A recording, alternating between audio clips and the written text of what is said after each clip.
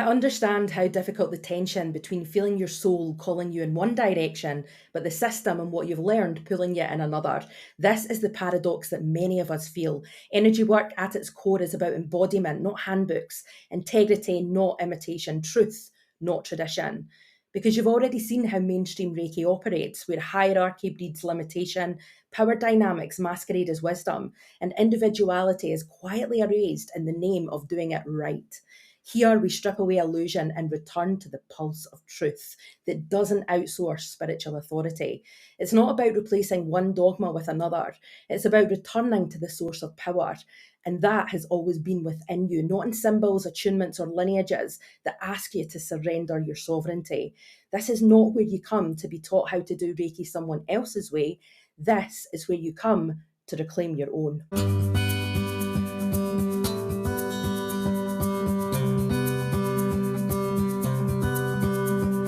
I feel like I am who I am supposed to be in the world. And that feels like I finally found my home. I didn't know who I was. And now I can take up space and be comfortable taking up space instead of just being like this kind of flower, like in the wind blowing around. Like now, like you see the steps in the dirt where I walk, you know what I mean? I have a lot of freedom. This is who I am. And this is the fullest version of me showing up, and that's what you're going to get. That's Christine. We worked together inside my spirit led Reiki pathway.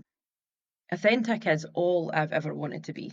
Not impressive, not palatable, not pretending, just real, just me. Even when that version was messy or too much, as is often said when it comes to females femme presenting, or when it didn't make sense to anybody else. There was a time where I thought authenticity meant finally arriving, like I'd waken up one day fully formed, certain, shining. But what I've learned is that authenticity isn't an outcome. It's a practice. It's the practice. It's saying yes to your gut when your mind is spinning.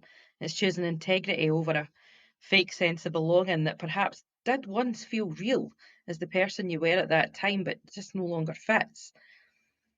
It's shedding the layers you once thought were you, only to find that what's underneath is softer, freer, more fierce. A becoming, an evolution. And the more I follow that thread, the more magic that I find. If you're thinking, okay, Jane, but how?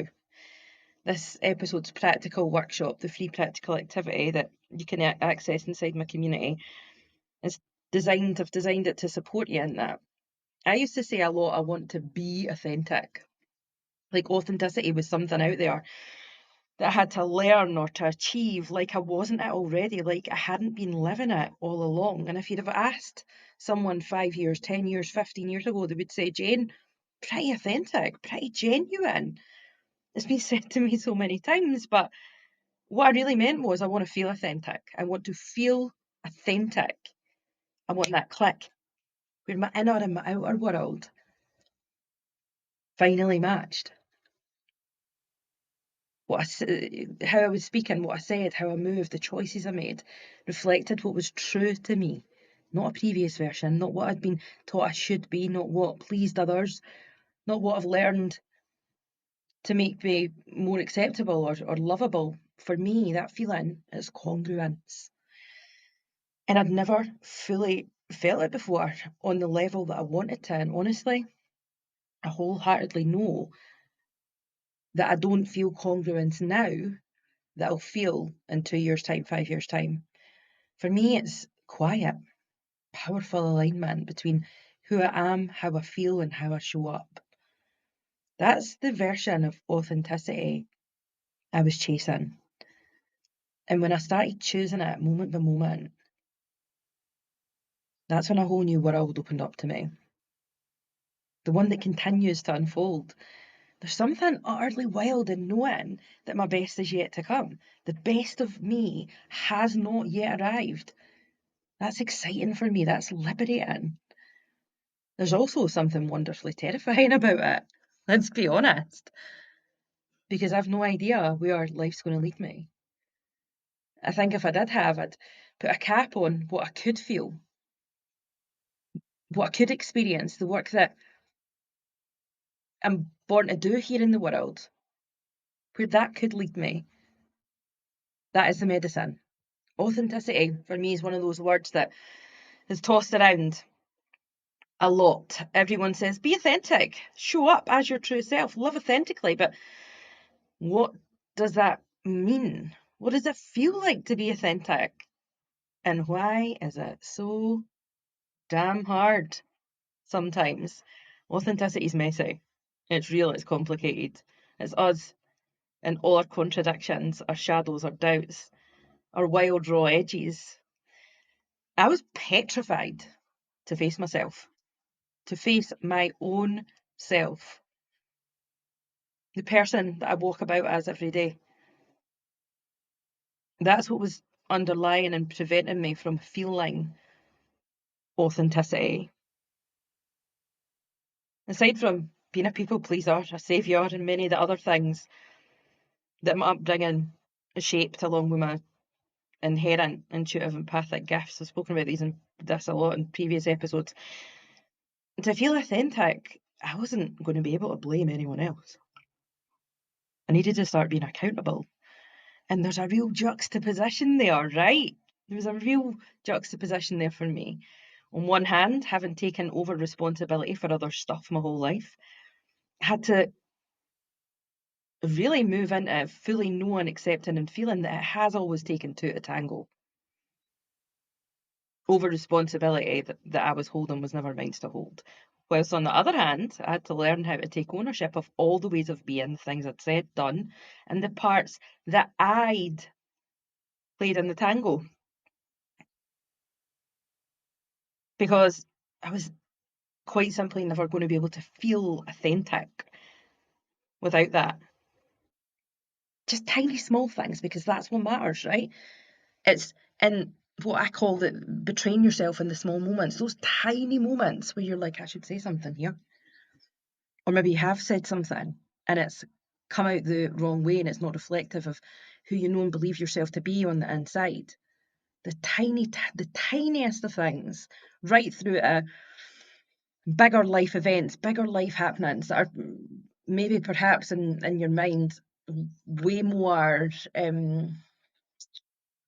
like much more at the forefront. Every single time I went against my values that were true to me, actually, in every version of myself, though I didn't know what a value system even was then. I didn't need to, because innately I knew when I'd acted or spoken or didn't act or didn't speak in accordance with these values. So it shaped me, who I thought I was, who I knew myself to be. Internally one person, externally not always representing myself, speaking, acting, taking up the space that was reflective of that. Being authentic means we're willing to face ourselves, in my opinion, without the usual filters and the masks that we wear.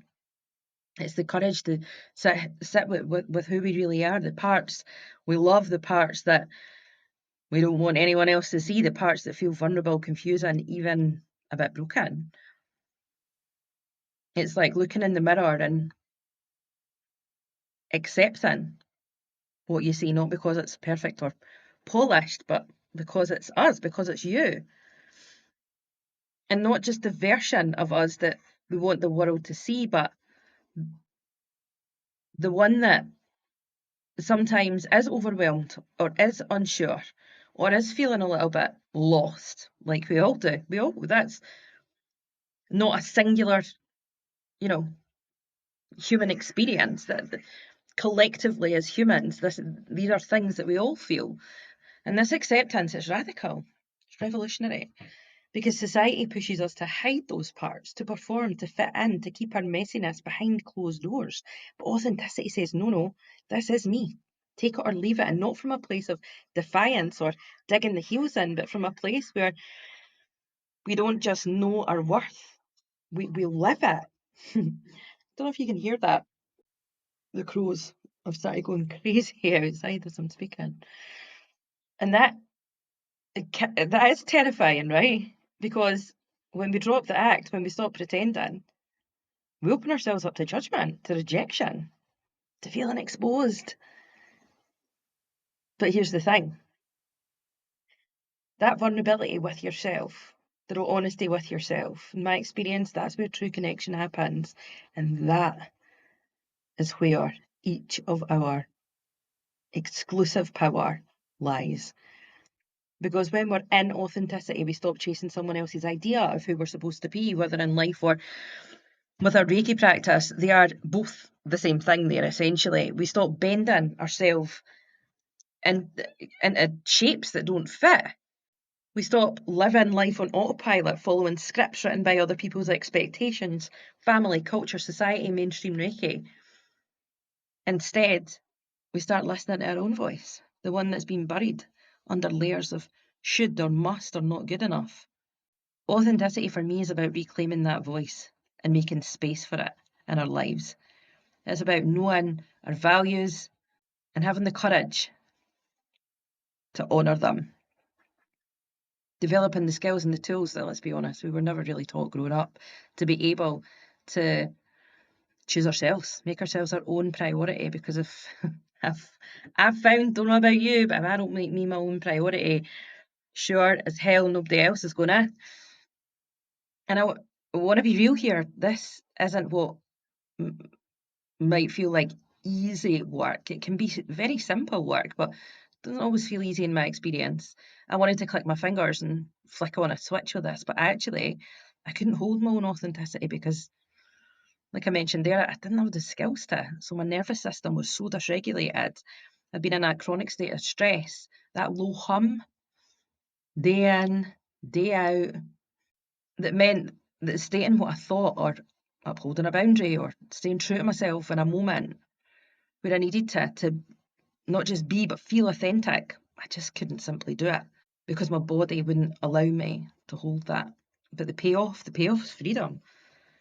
Freedom to be whole, to be honest, to be deeply and unapologetically ourselves. And for me, what a greater gift could I ever give, not just myself, but my friends, my family, community, society, the world. What greater gift can I give than that? Once I loosened the tight grip on control, recovered control freak to a ridiculous level, to be honest, this work in general became way more easeful. Sometimes that was adjusting a couple of bricks, sometimes that was building a whole new house. Either way, it was about reaping liberation and choosing myself. And when we're authentic, we're attracting people who see us, the real us, not just the version we want to show on our best days, but the whole complex, beautifully imperfect you. And I say beautifully imperfect, I cannot stress this enough. What I've found is what I perceived as an imperfection was actually where my greatest gifts, my golden gifts, lay. Authenticity for me also means grace for myself and for the process. It means recognising that I'm a work in progress. I'm always growing, I'm always changing, I'm always unfolding. It means giving myself permission to evolve without guilt or shame, which within itself is a piece of inner work. So if you're here wondering if you're authentic enough or if you need permission to stop trying so hard to be somebody else, here it is. You're allowed to be messy. You're allowed to be uncertain. You're allowed to say no, and you're allowed to change your mind. You're allowed to take up space exactly as you are. You are your own authority, your own guide. And the more that we learn to show up as that person, fiercely, fully, imperfectly, the more, in my experience, we feel that deep sense of belonging within ourselves. We feel authentic because at the end of the day, authenticity isn't about impressing the world. It's about making peace with yourself. It's about coming home. And that is one of the most powerful, radical and healing things I've come to learn that I can do. Uncover and live true to the core of who I am. Because for me, the whole point here is that we are the work. We are the truth that guides our Reiki healing practice. That's why we can't pave over the cracks with intuition. It has to come from presence, from integration, from us, from you, when it doesn't, no matter how hard we try. Believe me, I tried so hard. The way we work with Reiki energy will always feel off, and honestly not enough. Because we can't lead authentically using our lived experience to support others when we're not tapping into the truth at that core of who we actually are. If we're disconnected from our own truth, we're just simply repeating somebody else's path. We're not walking our own. And that ripple of inauthenticity, it shows up in our work and our own energy and the space we hold. It's not about being perfect, it's about being present. And for me, that's about an environment that cultivates the unearthing of truth and authenticity, because in my experience, nobody can tell us how to do that. And Christine says similar. There was a lot of prep work I felt on our journey together before we even started energy healing. And that was a great foundation just for everything, for life in general. I don't think I would be able to be an authentic and ethical healer without that foundation, because I learned some of my own shortcomings, some of my own biases, being a people pleaser, wanting, people to hear the best version, because I've been through a lot of difficult situations. And I can't really help people if I haven't healed myself from those situations. And so it's just been such a gift for me to connect to my true authentic self, which was very, very small in the beginning, and it is now getting larger, and help lead people through life in ways that, in situations that I've been able to heal from or know ways to heal from, and pass that along to them. And that's, authentic, because that's my path, that's my life, so I can give that to other people. For me, the very most empowering thing is to know that I'm doing the work. I have what I need to support myself, to uncover my truth, feel my own authenticity without someone else showing me the way, providing me with an answer. I find that it's never about replacing one dogma with another. We've lived life in a society like that, the biggest majority of us, for the biggest majority of our lives so far. It's about returning to the source of power that's always been within. It wasn't a dependent relationship where I was dependent on you and I needed to keep coming back to you in order to live my life. You empowered me with tools that I can use in my own unique way in order to thrive. And that was extremely new to me, because even in traditional therapy, I didn't really feel that there was that much empowerment. And it was like, you were very clear, yes, I'm here to support you, but I'm giving you these so you can, live your own life. And I felt, wow, she really cares about me. She's not just trying to get me to come back and back and back. So that's the most unique, ethical part of anything I've experienced in this world yet. If this episode is unearthing truths for you and you're called to meet that shift with presence in your life and your practice, inside Embodied Echoes after the pod within our free community, there's a free workshop waiting for you. This week, I'm inviting you to uncover your top 3 personal values. In my experience, it's in living in alignment with those, using them like a compass that leads us to feeling authentic, movement forward, choices, decisions are made in congruence with the core of who we are, moving self-doubt or questioning to the side, allowing us to live in accordance with the truth of who we are, and therefore practice Reiki in accordance with the truth of who we are. I've popped a link in the podcast notes for you, and I'll see you right here next episode or inside the free community.